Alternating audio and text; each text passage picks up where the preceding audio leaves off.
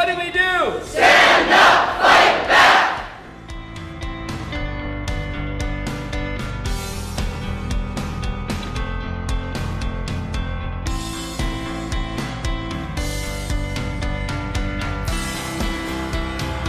We do not want cuts in our classrooms. We do not want large classes. We have diverse classes with kids with special needs. We have kids who don't speak English. We need small class sizes. We don't want to have 30 kids in a grade 1 class. I have to teach kids to read. Our needs are getting greater, not smaller. Do not cut us. We need to be able to keep the status quo. Small classes are the best for kids, and that's being taken away by the present government. It needs to change. We can't accept this.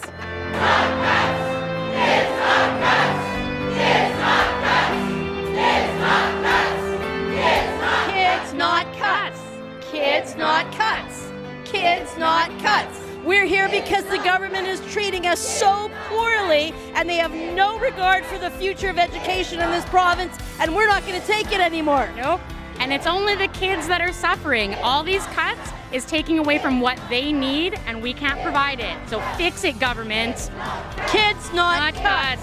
Kids, not We're here today as a group of teachers, as one unit.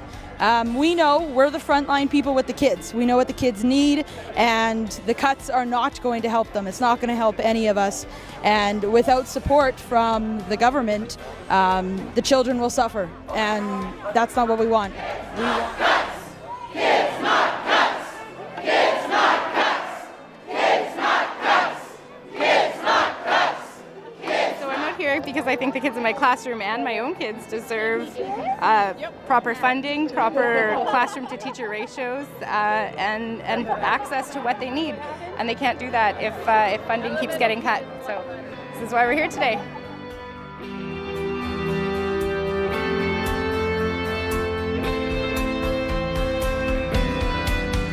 Rally at the ledge, gonna fight for children. Need to get the government to fairly place. Got mud on his face, big disgrace.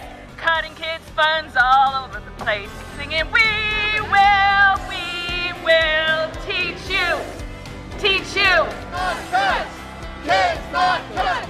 By being here, you are showing your commitment to the kids in this province, something the government has failed to do. Shame!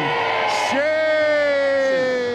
Let's put money in the classrooms where it belongs. A strong public education system is critically important to the future of Manitoba. It's an investment in Manitoba. It always has been and always will be. It is the greatest equalizer in our province. Teachers know that teaching is not limited to the classroom.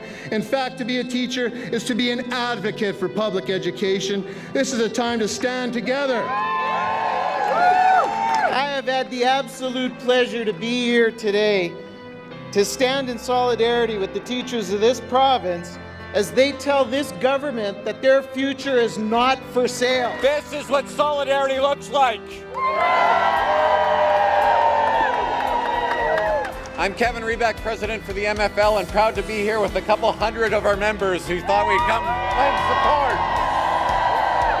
Des positions essentielles dans le Bureau d'éducation française a un effet direct et négatif sur les ressources qui visent ces programmes. I look at my refugee students who are struggling to fit in. I look at my students in foster care who don't get enough time with a school social worker. I look at my students with anxiety issues, attachment issues, separation issues, issues with authority, attendance issues, cognitive delays, speech delays, and a wide variety of other problems, and it makes me fearful. What is going to happen if the funding for education continues to get cut? What is going to happen to all of these children? School is the only place where many of these children will get access to help. If we don't have the money to create these services now, what kind of adults are these children going to be?